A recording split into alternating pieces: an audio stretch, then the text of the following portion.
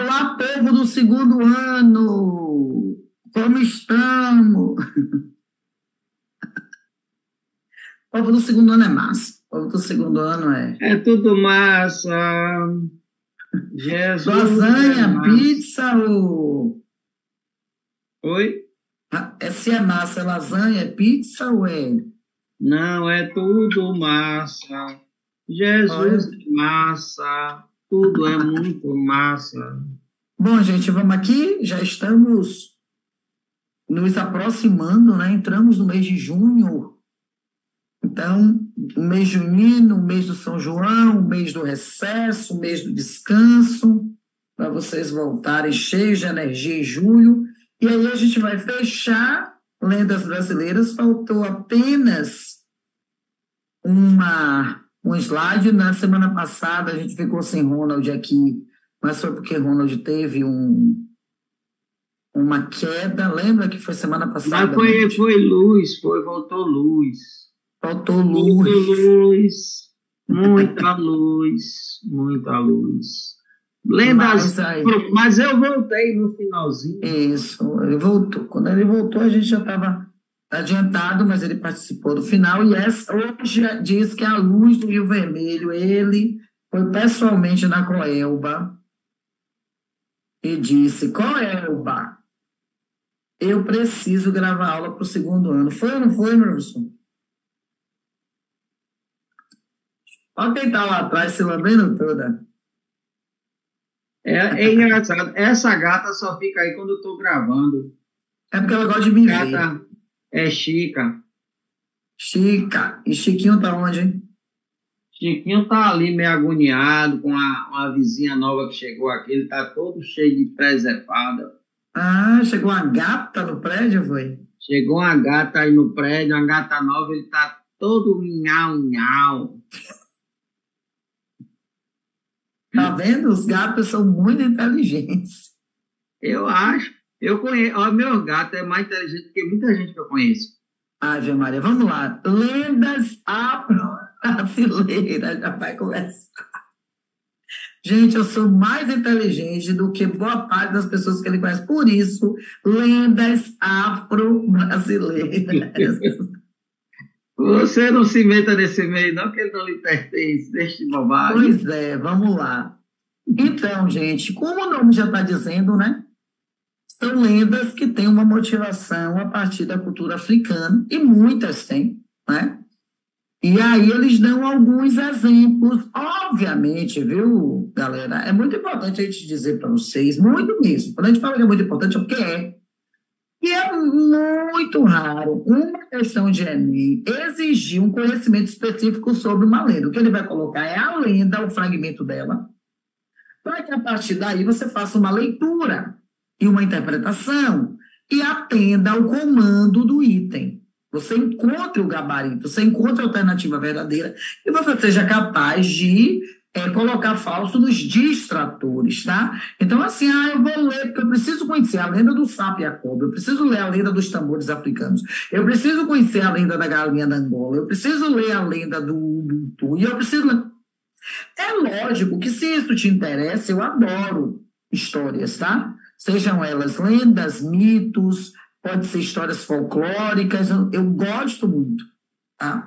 Mas isso não quer dizer que você vá ler isso e vá gostar por causa do Enem. Se você gostar, ótimo, porque é sempre um nível de conhecimento bom que lhe permite um nível de reflexão melhor ainda, tá? Mas a minha área é arquitetura, eu não gosto de lenda. Eu vou ficar lendo todas as lendas para decorar, porque pode ser que ele me pergunte. Ele põe o trecho e pergunta: essa lenda é? Não, isso não vai acontecer. Isso não é uma finalidade do Enem, e isso não avalia absolutamente ninguém, tá bom? Então a gente colocou aqui os exemplos: lenda do sapo e a cobra, fala de amizade e empatia, e eu não conto, eu digo a você o que há nas lendas que você pode usar para gerar reflexões. Lenda dos tambores africanos explica o surgimento do tambor a partir da amizade entre a lua e o macaquinho. Olha que bonitinho. Então é bem simbólico, é simbologia. Galinha da Angola é reflexão sobre a inveja e a soberba.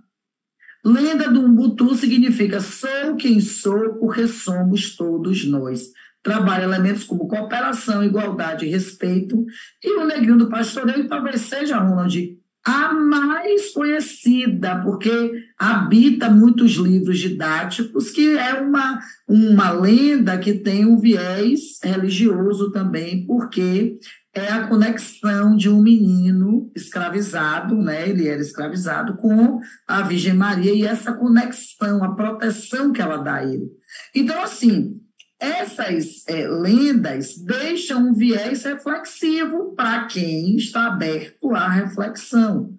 Então, para a criança, por exemplo, no ensino fundamental, as lendas são bastante utilizadas. Quando a gente vai, por exemplo, para o curso de psicologia, para a psicanálise, se estudam os mitos e os arquétipos. Então, se a gente tiver uma noção a respeito disso, eu estou aqui, estou olhando ali alguns livros que eu coloco perto aqui do lugar em que eu dou aula, tem lá, Mitologia dos Orixás. Então, você tem uma série de histórias mitológicas que envolvem os orixás. Tem ali as 100 melhores crônicas, os 100 melhores contos brasileiros, está ali na minha frente. Então, os contos são histórias que os contos não são lendas, mas podem ou não beber nessa fonte. Então, aqui, por exemplo, eu tenho contos de fadas ingleses. Aqui eu já tenho uma antologia da literatura indígena, contos indígenas. Então, existem muitas lendas que geram inspiração para histórias outras, para contos, para reflexões, para releituras, para intertextualidades. É com você, Ronald. Isso, quando a gente pega essas histórias, hoje eu não sei como é feito no trabalho com a educação infantil, mas eu lembro que quando eu era menino, foi uma e das... tem muito tempo. Tem muito tempo. Eu ia fazer assim com você, pra você achar que eu caí, ó. Você fez. Eu já ia perguntar, Ronald? Então, tem algum tempo, sim. Tem sim, professora. Quase meio século. O mesmo tempo que eu. Quase meio século. A senhora era menina. Então, mas quando você era menino?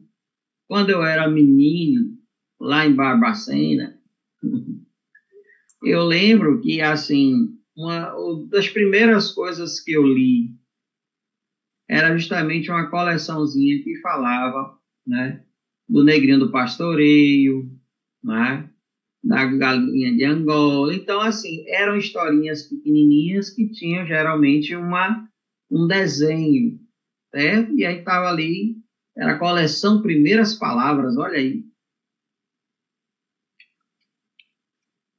Mas muito eficaz. Muito. Eu acho que eu aprendi a ler. A partir da coleção, né? Então, essa era muito interessante porque a gente lia aquilo ali, né? E a Neuza, que ainda está viva, não tem 85 anos, salve minha Pro Neuza. Uhum. Minha Pro, ela, né? Neuzinha, Pro Ivonete, que me ensinaram a ler, elas pegavam e diziam, Roninha, você gosta de ler? E foi um terror na minha vida, porque depois que eu aprendi a ler, eu não queria mais conversar, eu queria ler. Eu achava meus amiguinhos chatos, eu gostava dos livros.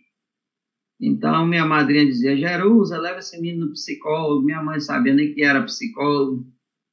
Mas eu lembro bem dessa primeira coleção. Depois a gente foi ali iniciando a leitura, quando já tinha um traquejo maior, para aquela coleção Vagalume. Sim. Éramos tantos. A borboleta tíria. Exato.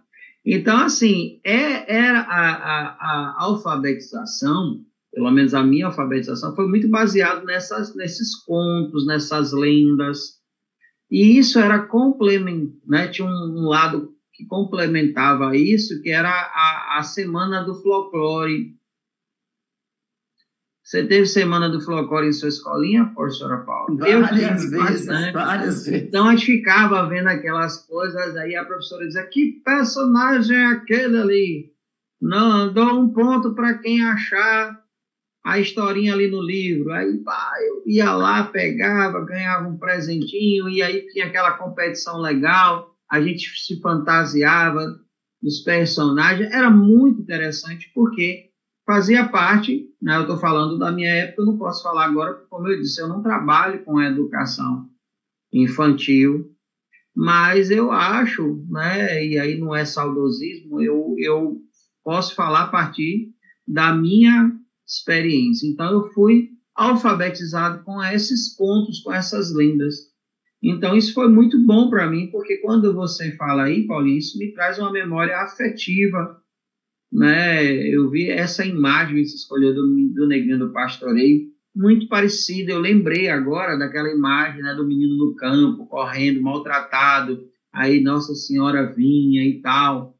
Muito legal. Então, era engraçado porque a gente aprendia a ler e aprendia esses contos e lendas faziam parte da nossa alfabetização e que deveriam ainda estar fazendo parte, na minha opinião, para que as crianças pudessem ter esse conhecimento, porque hoje tem muito essa coisa dessa assimilação cultural. Então, o menino lê lendas de não sei da onde, parará, mas não descobre nada assim sobre o Brasil. Ele até lê lendas urbanas, ele acredita nas lendas urbanas, mas ele não tem acesso. É uma pena, né, Ronald?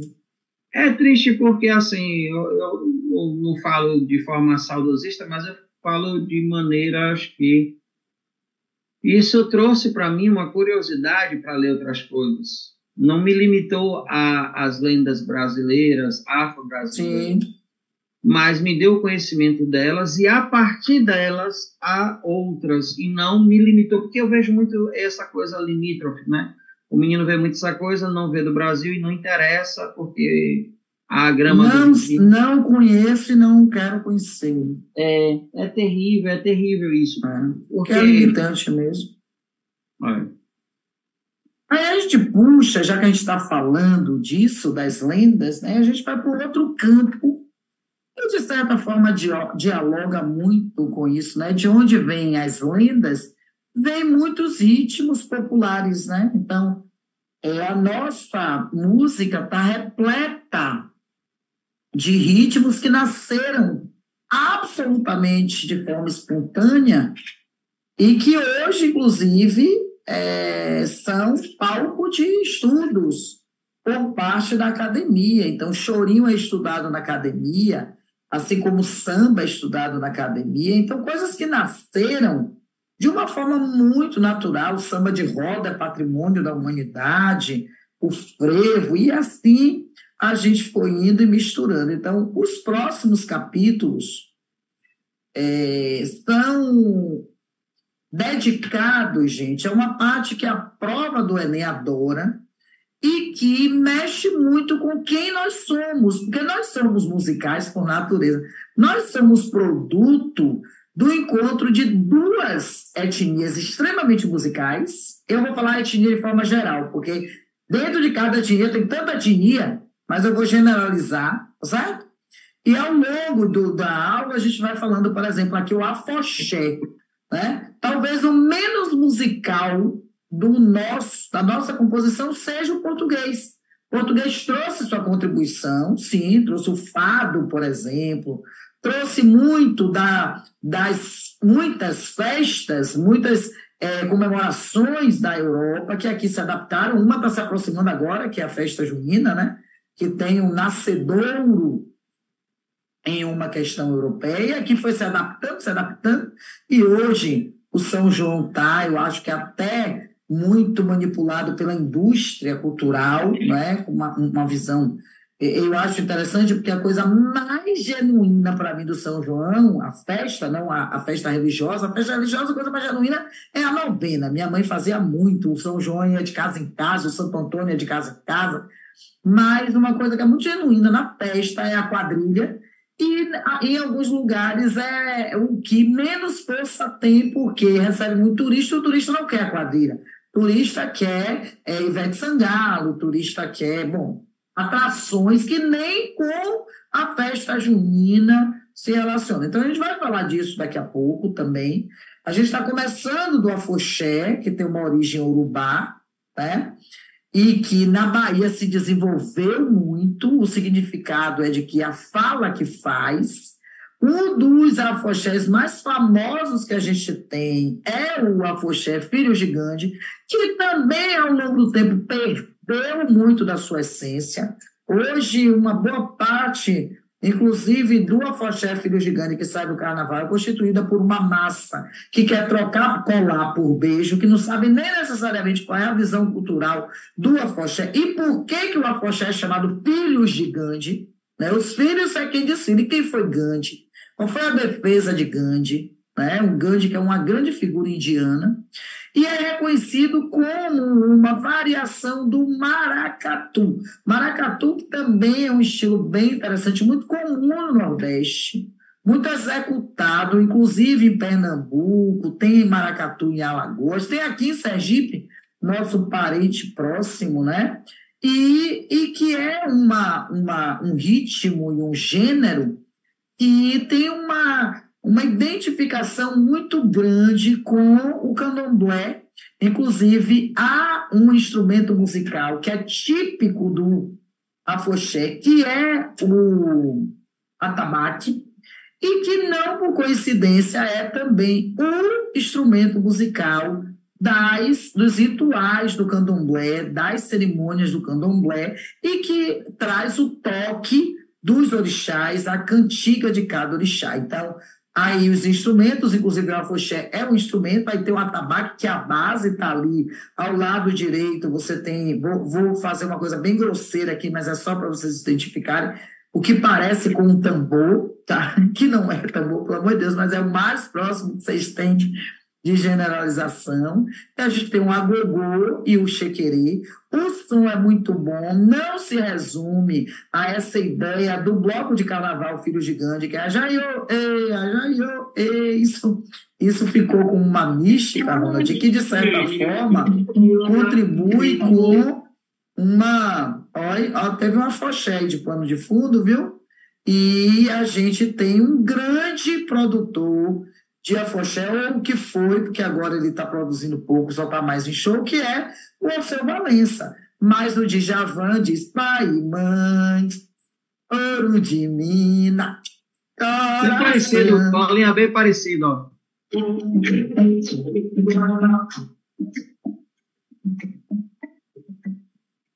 A batida é exatamente essa, né? E, por exemplo, o lua, estrela do mar, o sol e o do, está um dia, né? Então, essa batida, o Gil também, né? O Gil tem umas batidas que se aproximam demais, que são para afoxé. Filhos de Gandhi, Bada, toque do agogô. Chama a galera para dançar. Vocês não vão conhecer isso, não, a não ser que vocês tenham pais que gostem dessas canções antigas, mas a maioria não vai cantar, né? Então, o afoxé foi muito da nossa geração, né, Ronald? A gente realmente teve muita gente tocando afoxé com essa ideia, filho de Gandhi, lá vai o afoxé, né? Fazia um ajaiô, mas isso não é o afoxé. Isso ficou como um chamado. Vem, Ronald, diga, vá. É importante porque quando Darcy Ribeiro separa as 5 culturas do Brasil, os Brasis, ele coloca aí o Brasil crioulo, né? Uma expressão como era tratado e não que ele ache certo. Então, o Brasil crioulo, ele é marcado uma parte do Rio de Janeiro, que é muito forte, uma parte do Nordeste, e aí vem a questão que vai desde do afoxé ao maracatu, né? Caindo para a questão do frevo. Então, todas essas batidas, elas vêm dessas várias etnias do povo que aqui, né, é colocado E é muito interessante, por exemplo, eu peguei uma parte aqui do Filho de Gandhi, que é uma parte bem logo na saída, onde quem está, que você estava falando dessa coisa das pessoas não entenderem o sentido, quem está justamente na saída depois do despacho, são aqueles filhos que estão mais ligados à religiosidade. Então você percebe a musicalidade bem ligada ao candomblé.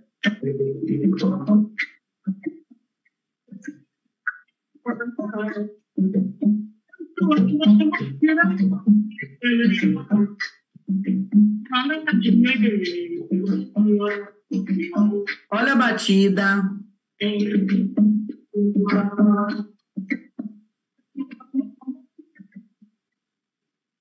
Muito bom. Muito bom, cantado em Yorubá. Então, assim, aqueles que têm a noção da religiosidade ali no começo já, onde há poucos filhos, né, filhos de Gandhi, mas que têm a fidelidade à ideia de um bloco que, apesar da diversidade de Gandhi, etc., eles vão representar em um bloco afro de resistência, né, para o momento em que o carnaval era essencialmente um desfile de homens brancos. Falando em mulheres, porque mulheres não desfilavam. Então, dos blocos ricos e pessoas que tinham condições de pagar as suas caras fantasias. E os blocos afros surgem justamente como algo da resistência de uma cultura que aqui existe e que não tinha direito de se expressar. E tem uma coisa interessante, né, Ronald? Porque o axé mistura isso tudo. E Sim. O Durval Lelis, por exemplo, tem uma canção que diz assim: todo dia no mar do farol, vejo você num banho de sol. Que quando ele está no trio, ele acelera, mas a original bebe muito no afoxé. Uma figura linda, raio de luz. Então, quando a gente desacelera, fica bastante nítido o toque do afoxé. E como o afoxé foi realmente algo que trouxe uma identificação que culminou nessa mistura riquíssima que se deu o nome de axé, né? Hoje eu quero dizer aos alunos, inclusive, que a Bahia não é a terra do axé, porque isso ficou a terra do axé. O axé foi um momento, eclodiu, explodiu e foi embora, né? Até a gente que estava nesse momento de Daniela Mercury gritando: agora essa cidade sou eu, ou Sarah Jane cantando: vamos abrir a roda, enlarguecer, né? A gente não é ouvinte de axé, né? Então ficou meio que um estigma que era uma coisa boa. Tem gente que usa isso como um mecanismo de estigmatização. Aí vem o coco, né? O coco, que é bem gostoso, o ritmo também, né? Eu não sei o que você acha, mas o coco me lembra muito um ritmo mais caribenho, né? Me lembra uma coisa mais... Ele é engraçado porque lembra muito essa coisa meio praieira, meio... Isso, por isso que eu falei caribenho, porque quando eu lembro caribenho, eu lembro Porto Rico, por exemplo, sabe? Caribenho, Caribe, aí a gente fica nessa pegada praieira, Havaí, nos Estados Unidos. Quando eu tinha a Sessão da Tarde com Elvis Presley, né? Aí eu fico lembrando, assim, ele usava umas camisas assim, bem florais, e ele cantava. Eu sempre relacionava isso a um coco, que não tinha nada a ver com coco.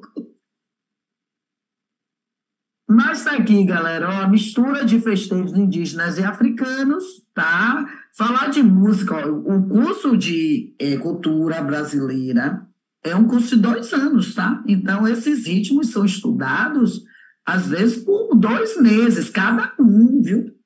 Então, a gente faz, assim, o que é necessário para servir de farol. A gente diz assim, ó, quer aprender isso? É por aqui. Tá? É muito comum no norte, mas tem um pouco no nordeste. Agora, no norte é muito comum. O nordeste tem nas cidades menores os festejos dos juínos, aquelas cidades que ficam mais distantes dos centros muito urbanos, ainda manter essas tradições. Eu peguei essa imagem porque achei tão bonitinho que a gente olha assim e diz, olha, parece pano de mesa, né? Mas isso é bem típico de lugares menores, as pessoas a famosa se reúnem na rua. Chita, famosa, Cia Vitória. Desmancha aí três... também conhecido como pano dos pobres. que rasgava na mão, precisava de tesoura, né? Uhum. Origem na cantoria dos tiradores de coco. Repare, gente, por que que tem uma relação tão forte com o praieiro? O coco cresce muito nas praias, tá? E nós temos muitas pessoas no passado que tinham a profissão de tirar coco. Meu pai subia coqueiro e dedezeiro de peia. Né? Aquele utensílio que abraçava o coco, botava o pé, como se fosse um alpinismo mesmo, que era desenvolvido por eles mesmos. Então, você tem o ganzá, zabumba. Ganzá é um instrumento musical típico do Centro-Oeste. Pandeiro, cuíca e tamanco de madeira, porque tem que, né, fazer a zoadinha, né? Não pode não ter a zoadinha. E aí a coreografia... encontrar um paralelepípedo, então, hein? Ave Maria, aí é uma delícia. Imagina um tamanco num paralelepípedo. Toque, toque, toque, toque, toque, toque, toque.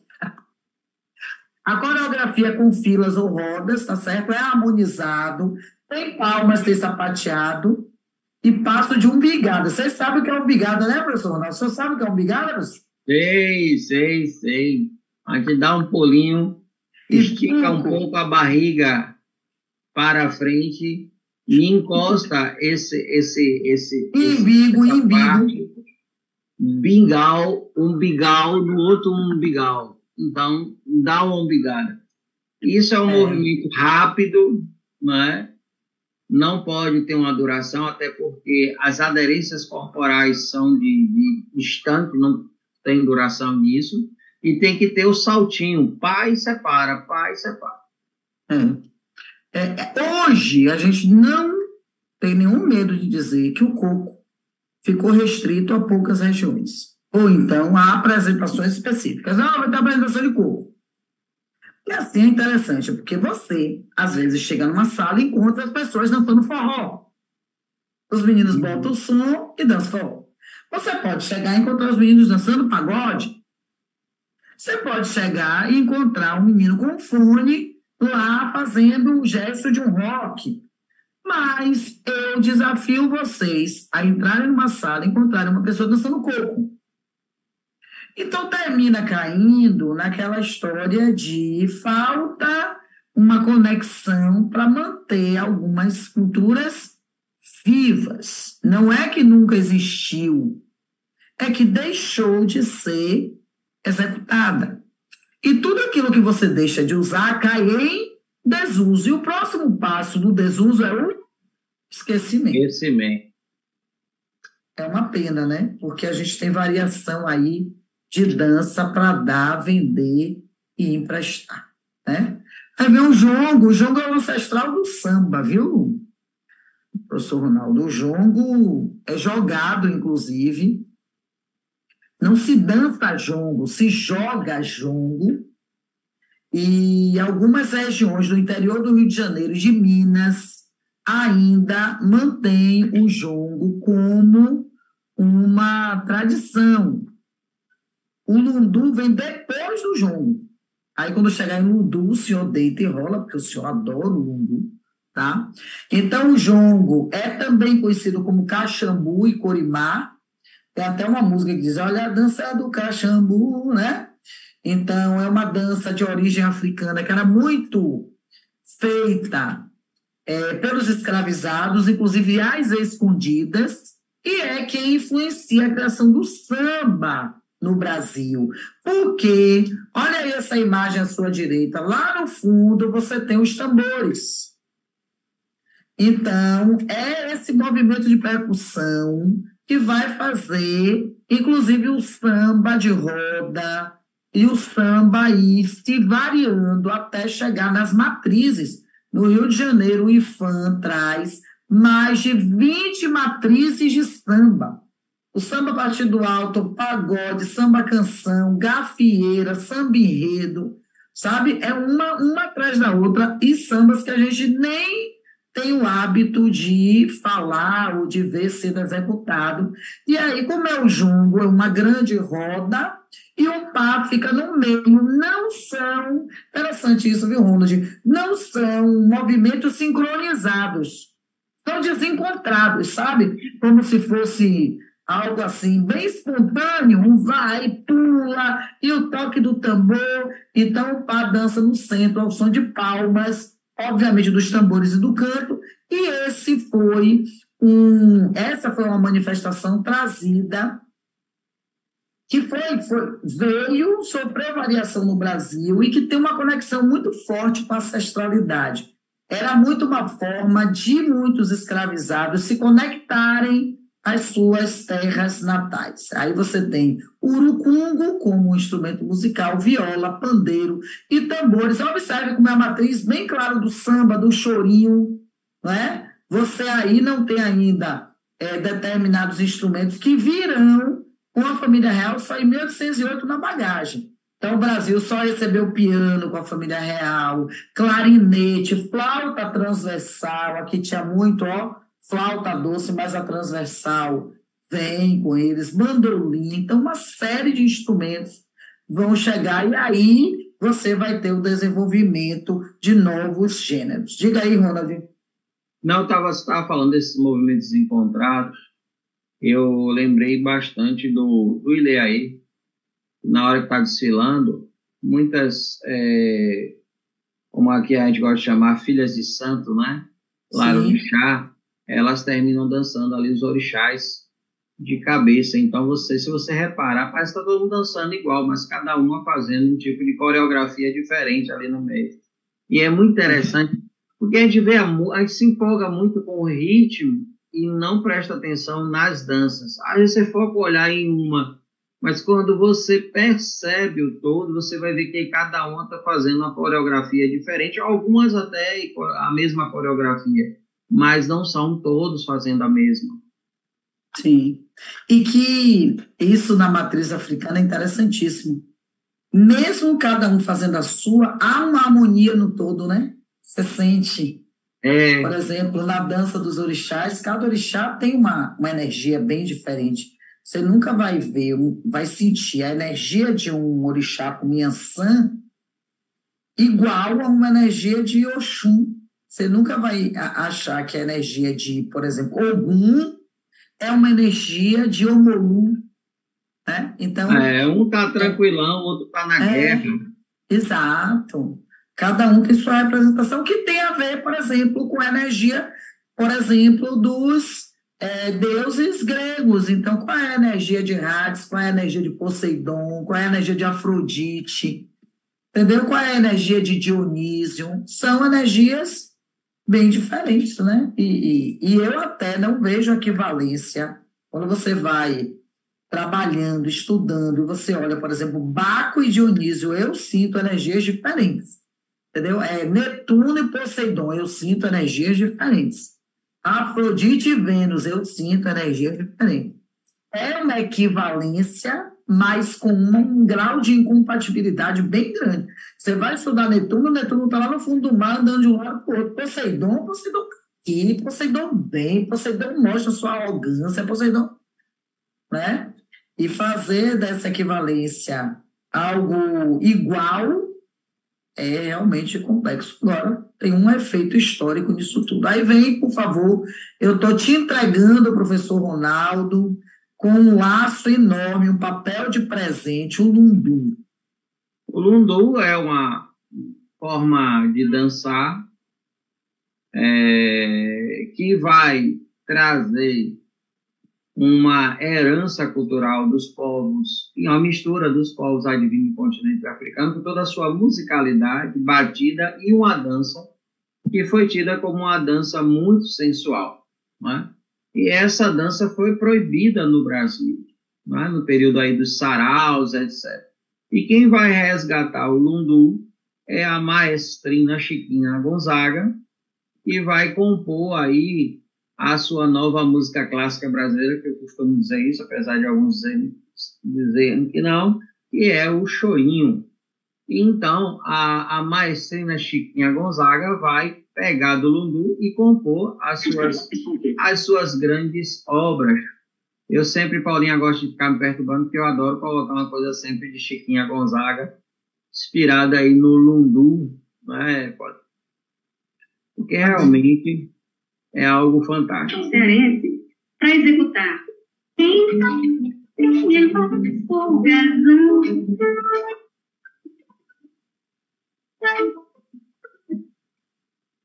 É quem sabe cortar jaca no sertão, de suprema perfeição. É quem sabe cortar. Você escutou uma música dessa e diz, é tão singelo. É, E na época o e corta-jaca assim, foi proibido. e a Chiquinha era realmente uma instrumentista, e assim, ela comprou muita briga porque ela, inclusive, acolhia essas classes menos favorecidas, né? Então, ela, às vezes, fazia música para essa galera mesmo e ia até essa contingente população brasileira que não era vista. E aí, na era do rádio, a Chiquinha Gonzaga vai tocar muito, tá? A Globo chegou a fazer um especial, uma minissérie sobre Chiquinha Uma Gonzaga, minissérie. e ela foi representada pela prudente e equilibrada Regina Duarte, mas em tempos mais equilibrados.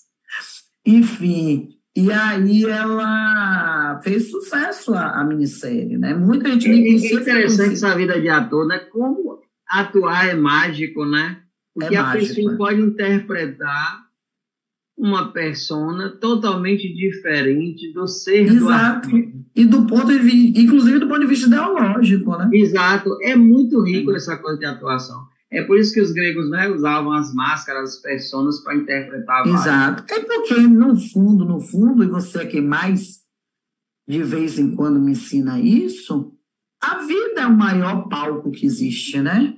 Então, do ponto de vista sociológico, sem o uso das máscaras, a convivência com algumas pessoas e algumas instituições, as máscaras seria humanamente impossível. Possível, se você se mostrar quem é o tempo inteiro, em qualquer instância, possível. A gente faz terapia para chegar o mais próximo da nossa essência. Mas que em alguns lugares você está ali numa audiência, sabendo que a outra parte contra a qual você está reclamando está toda errada, você não tem vontade de dizer meia dúzia de impropério, aí vem a sua máscara de uma pessoa educada e o seu advogado te representa, caríssimo doutor, entendeu? Isso eu estou pegando o básico, né? Mas então, não é de origem. Porque se for no cotidiano, aí a gente... A origem africana, Angola, Congo, é aceito apenas no século XVIII, mas é o primeiro... o lundu é tido como o primeiro gênero de matriz africana que vai ser aceito, entre aspas, enormes aspas, né? Pela sociedade. É dançado em pá, é uma dança considerada sensual, e é o primeiro ritmo a ser gravado no Brasil, e uma das responsáveis é essa grande persona, uma mulher à frente do seu tempo, uma mulher que desafiou pai, marido, sociedade. E desafiou tanto que se separou e foi ser mulher separada. Eu botei Chiquinha Gonzaga, mas era para ter colocado...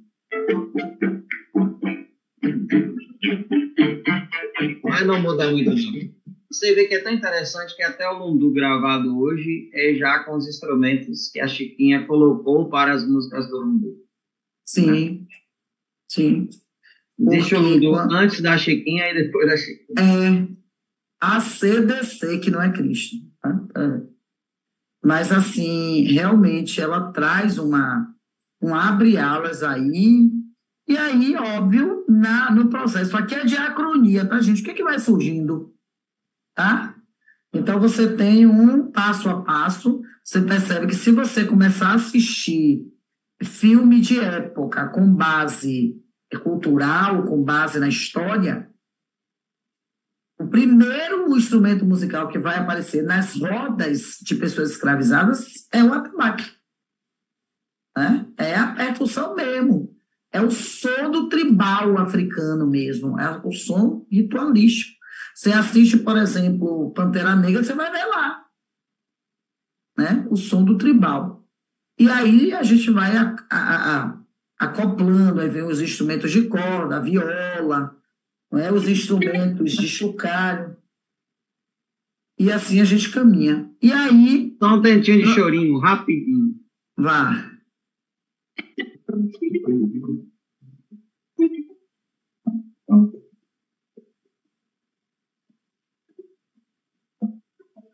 Tá cortando o som, viu, Ronald? O microfone.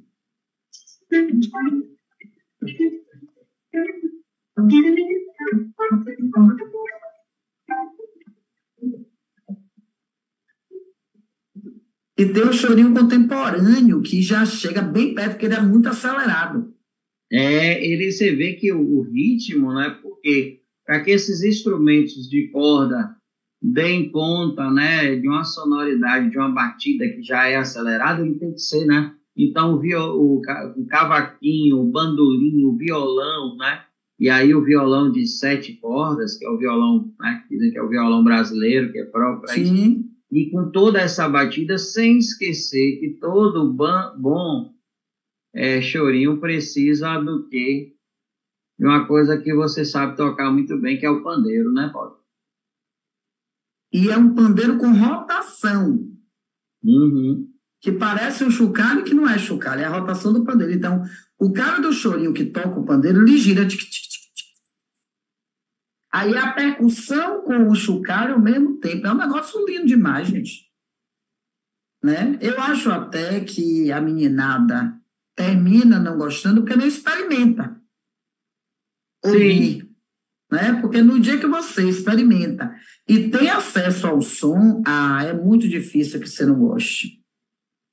É muito bom, gente. É demais, é bom demais. Então, o samba e o choro são genuinamente brasileiros. É bom a gente escutar isso e assimilar. Choro e samba, o chorinho e o samba, são genuinamente criados no Brasil. Não foi copiado e não foi... Olha só, é diferente. Bossa Nova bebeu no jazz. O Movimento Jovem Guarda bebeu no rock. Tá? Você tem... por exemplo, né, uma fusão de muito ritmo. O choro e o samba são daqui, feito aqui, sem beber na fonte de ninguém lá fora. E quando você vai partiturar um samba, e você partitura uma valsa junto, você percebe, a valsa é um gênero erudito europeu, é de uma simplicidade absurda diante de um samba que é popular e nasce de forma absolutamente espontânea. É algo inexplicável de tão rico. Então, você tem uma origem na afro-brasilidade, nesse encontro, e olha o que está escrito aí, afro-brasilidade baiana, vamos agradecer à Bahia essa existência, e que vai para o Rio de Janeiro quando a família real vem.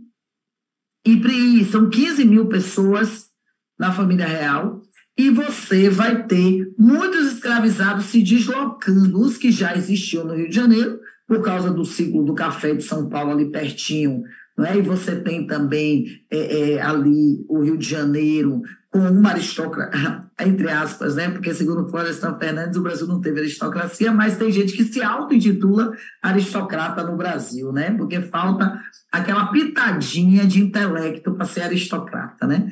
Então, assim, você tem o Rio de Janeiro já com uma população preta escravizada, a família real chega e vem mais. Então, eles levam esses instrumentos, porque você não vai como braço, você vai como gente, embora teimassem em não considerar gente, era gente, leva cultura, leva música, leva identidade.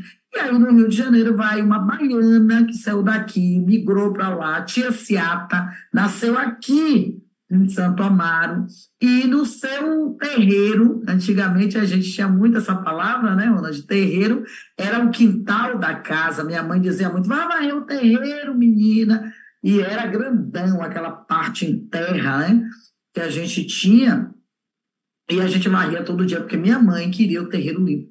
E tia Ciata reunia no fundo da casa dela, no terreiro, uns amigos estilo Cartola, né, amigos básicos, e dali saía muito samba, e era um período em que o samba era criminalizado. Então você não podia, porque samba era coisa de malandro. Aí em 1910 se firma como gênero musical, em 1916 você tem o primeiro samba gravado, o relato oficial, que se chama Pelo Telefone, de Donga, Dong é quem grava.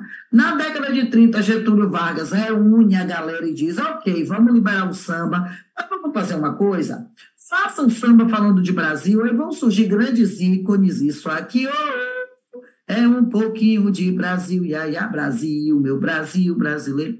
E as escolas de samba, na década de 40, baixam uma regra que, a partir daquele momento, as escolas de samba só poderiam desfilar com samba inédito, que recebeu o nome de samba enredo.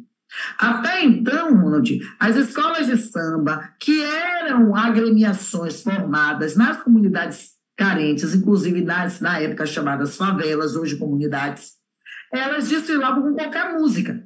A partir de 40, tem que desfilar com um samba inédito. Aí esse samba inédito passou a se chamar samba enredo, e aí nós tivemos a Unesco tombando o samba de roda no ano de 2005, o samba de roda aqui da Bahia, e aí o Rio de Janeiro não se sentiu confortável, ficou enciumado e entrou com um processo, um pedido, porque para tombamento tem que entrar com um processo, um dossiê. Eles entraram com um dossiê para que fosse tombado o samba carioca. E aí, anos depois, o IFAM tomba o samba carioca. Então, a Unesco toma o samba de roda e isso faz o samba de roda um patrimônio da humanidade. Anos depois, coisa de 5 ou 6 anos, o Rio de Janeiro consegue que o IFAM torne o samba carioca e suas matrizes um patrimônio do Brasil. É o patrimônio nacional. Ok? Haja samba, né, professor? Haja samba. Você estava falando bastante aí a questão de que se essa juventude tivesse acesso, ou pelo menos escutasse, poderia gostar. Eu lembrando, quando eu estava no Rio de Janeiro, estava muito em alta a questão do fundo de quintal. Sim. Agora, fundo de quintal. E isso, né, Zeca Pagodinho, naquela época, aquela galera, e isso incentivou um pessoal muito jovem. Eu lembro isso que eu estava na faculdade, a gostar do samba-canção. E o samba-canção era da época de meu pai, e a galera ia, se reunia, tocava ali na Lapa, etc. E você vê que no Rio até hoje tem essa tradição, né? Principalmente nos bairros da Lapa, ali. Sim. A Lapa é samba de um lado para o outro, e não tem lugar para você sentar, é de samba ao vivo. Cada um com sua roda de samba. Eu te quero só pra mim. É a Lapa, ali Santa Teresa. Então, tinha uns bairros em que você chegava e a juventude estava tocando essa música, e naquela época a gente dizia a música de velho. E isso gerou uma tradição de lá para cá, que até hoje você encontra muita gente jovem tocando essas músicas por lá. Uhum. A gente tem uma galerinha, inclusive no Monet tem, no Itaigara tem uma galerinha da música que toca músicas que não são de ontem, são de 50 anos, 60 anos, né? Porque quando a gente lembra Noel morreu aos 27 anos. Aos 27 anos, Noel já tinha mais de 200 sambas escritos, mas era famosa. O menino ali da comunidade, né? Então, de Vila Isabel, o Noel é de Vila Isabel, e ele vivia realmente à deriva. Ele comia, se dessem para ele gostava de fazer samba. Então, essa ideia de malandro, né? O samba do malandro. Inclusive, tem música chamada Samba do Malandro. E aquela música que ele fez, aquela Seu Garçom, faça o favor de me trazer depressa uma boa média, que é o café com leite, né? Que não seja requentado por banquete com manteiga dessa, e que a Maria Rita recentemente regravou. Ele fez para trocar por um café da manhã. Ele chega no boteco e diz assim: pô, velho, me dê o café com pão, que é a média, né? Café com pão. Aí ele diz assim: não vou lá, não, velho. Todo dia você vem, Noel, vai trabalhar, Noel. Falou: pô, eu tô com fome. Aí ele diz assim: tá bom, eu lhe dou o café com o pão se você fizer uma música aí agora. Aí ele pega um guardanapo, velho, e começa: o seu garçom, faça o favor de me trazer depressa uma boa média que não seja requentado por banquete com manteigada. E é um peixe enorme. ele faz ali. Me lembra muito o Gabriel Pensador, que uma vez estava dando uma entrevista ao vivo em Jô 11h30, e era um programa de 500 anos de Brasil, e Jô disse, a gente vai para o intervalo, faz o seguinte, escreve aí um rapzinho rápido, e na volta você canta. Rapaz, o cara fez um negócio no intervalo, no comercial. Então, assim, o Noel foi um gênio. Hoje, um cara desse, com a produção, com a inteligência, independente do ritmo ser samba ou não, né? O Cartola, genial, morreu pobre.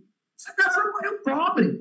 Porque samba, ó, não é como hoje Xande de Pilares, Martinho da Vila, Zeca Pagodinho, Péricles, né? Essa galera que fez do Nobre, né? O menino Jorge Aragão, que começou na velha guarda e retornou. Jorge Aragão saiu de cena e voltou com aquela música logo, logo assim que puder, vou telefonar. Aí foi que o barraco desabou e que caiu nas graças daquela galera de lá de trás que queria esse samba de volta. E não é um samba só, são muitos sambas, né? Quando você me traz o samba-canção é o sambador de cotovelo, meu mundo caiu, Maísa, é o Valdir Soriano, eu não sou cachorro, não. E houve uma reação ao samba-canção que foi o movimento Bossa Nova, né?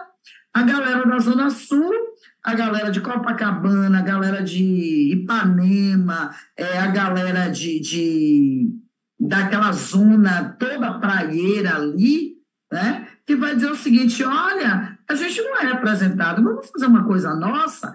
Aí surge a Musa, Nara Leão, mais Carlos Lira, mais o Menescal, depois o João Gilberto, Tom Jobim, que vão fazer uma música completamente sem nenhuma conotação social, que é dia de luz, festa de sol e o barquinho a deslizar. Uma coisa de uma galera que estava só para curtir a vida e que depois vai ser abraçado por Frank Sinatra nos Estados Unidos. E Garota de Ipanema é a música mais executada nos Estados Unidos. Então, assim, é um negócio, esse movimento musical, Ronald, sensacional e que diz muito do que o Brasil é musicalmente. O Brasil é um expoente musical. Eu acho que essa nossa mistura trouxe uma herança musical formidável. E quem tem a música nunca passou, viu, meu amigo? Você que o diga, que eu sei que você é um cabra muito musical. É ou não é, ou não é, ou não é? É, sim. E aí a gente vai fechar, eu vou fechar com esse slide aqui, que é um pouco da história de samba, porque a gente já estava falando disso para não sair do zero na semana que vem, porque aí a gente tem que começar de novo. Mas o que eu disse, pelo telefone, é considerado o primeiro samba a ser gravado, pelo Dunga, né? Incorpora-se às festas e ao carnaval, principalmente a partir da década de 30, quando o nosso Getúlio Vargas tira o samba da criminalidade, né? Da criminalização, ele descriminaliza, e no século XX o samba se abriu para muitas novas vertentes, saiu daquela coisa repetitiva, foi tombado pelo IFAM, a gente falou disso, o Rio de Janeiro solicita, e aí aqui a gente tem o que o Enem adora. O Enem gosta de colocar uma imagem e um pequeno texto para que o candidato seja capaz de dizer isso é samba. Samba e chorinho tem pandeiro. Samba e chorinho tem violão. Só que o chorinho é mais instrumental, então ele tem uma flauta transversal e um bandolim. E quando gravado tem piano. Por isso que Dona Chiquinha também vai para o chorinho, porque ela é uma exímia pianista. Entre outros instrumentos, ela toca piano.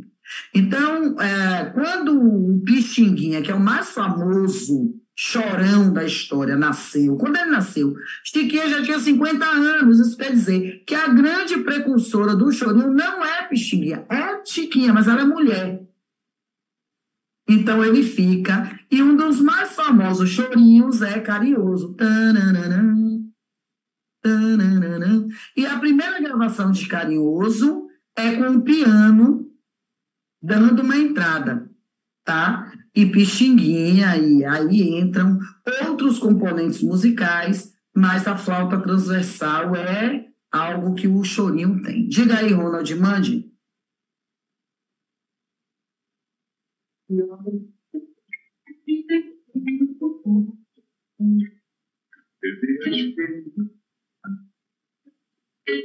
Para ver os meus olhos.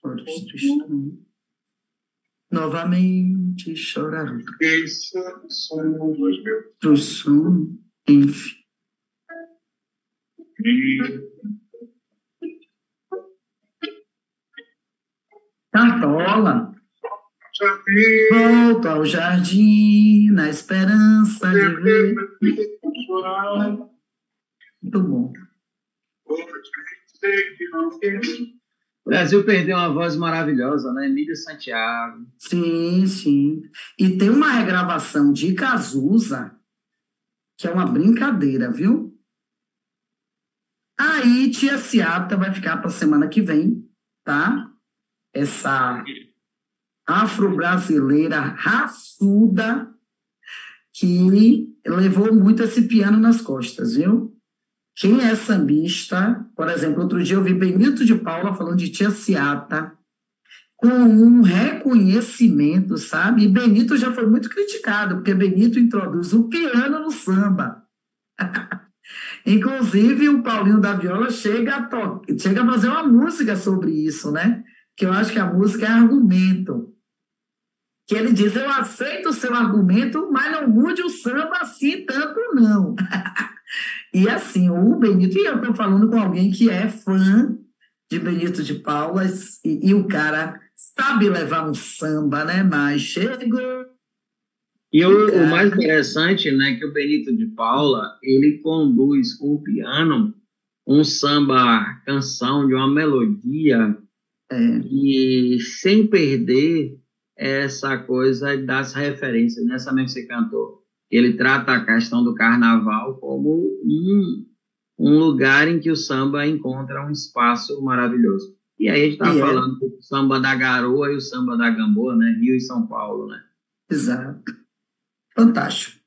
Só gratidão a você, viu? Porque só com você eu tenho esses bons momentos em que a gente viaja na música. E nesse momento que a gente está aqui falando na música, o mundo está explodindo, não está nem aí. Não, você estava falando, eu estava aqui viajando mesmo. É muito bom. Ronald, querido, um abraço. Meninos e meninas, um cheiro. Fiquem em paz e que vocês consigam aproveitar um pouquinho dessas histórias todas, porque é a história da nossa história. É a pré-história da nossa história, né? Então, é muito importante que a gente tenha, pelo menos, respeito, né? Por isso tudo e que a gente saiba usar, porque a música é a nossa companhia quando a gente acha que não tem mais ninguém. Ela tá ali para dizer assim, tem você aí, companhia de você. E é bom demais, viu? Um cheiro. Tchau, Ronald. Tchau, Paulinho.